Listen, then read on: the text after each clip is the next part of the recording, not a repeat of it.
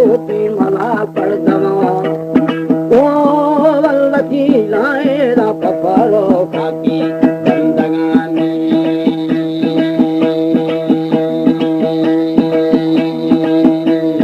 शरण दर दर जर ब्याय बाड़ी की जबारा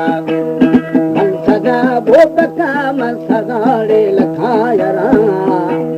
दोस्त में दीने कोष्टी मारे सौदी को कोरोना ओ चील का जथुएरा सावणी आप जुड़ाने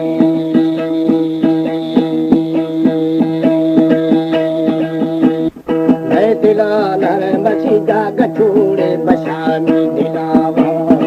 हमारे YouTube चैनल तनवानी टीवी को सब्सक्राइब करें और बेल आइकन को दबाएं ताकि हर न्यू वीडियो आप तक पहुंच सके।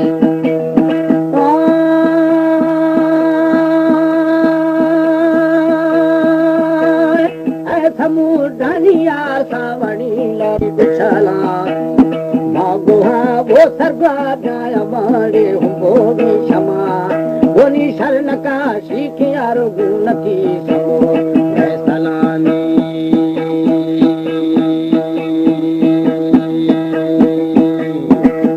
था मनायर में दिले दावमा कारखाना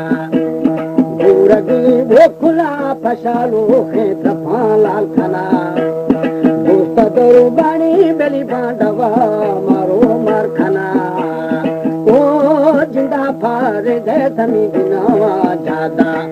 जनानी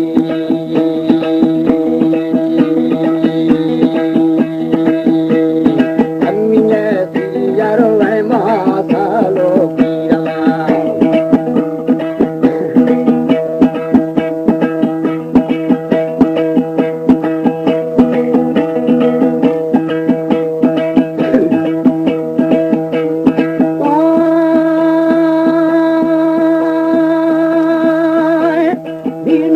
घन बेली पहाड़ोड़े माला फरगुदा फरगु बामुरी आओ बेली फर गधरो पराठिया ढागिरा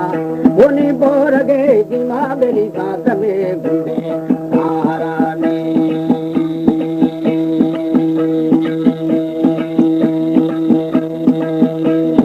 बादिरा बिराजार खोर बेजिया वो बेड़ा शिक्रवीशी मोशे खना बोनी बाजरा बेड़ा बेली शिक्रवीशी मोशे खना ने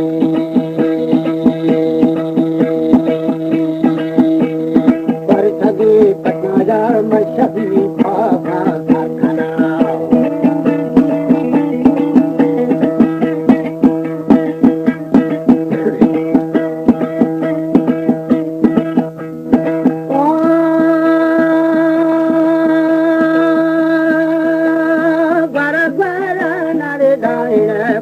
यारो लखा वो समीश मानूर बेरी दुनियारा वो निशागनो मथे यार नहीं समा सिंधे चलो गाने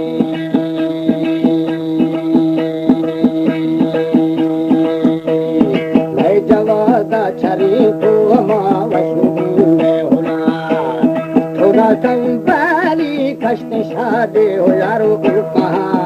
वो निशान शुभ बेली पर पवाधानी अंधरानी दस्त बासु धरदा सतीदा मोरी सलाम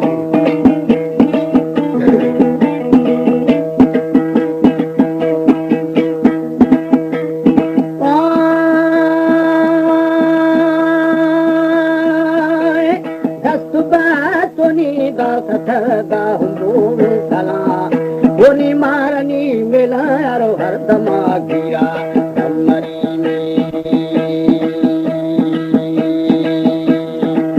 तेरा ब्रासो अदल खंथरा बाकी ब्रादरी दामी का बुए बेली गार मेरी मस्ती तो कली अला दामी का बुए गार में मस्ती तो कली वो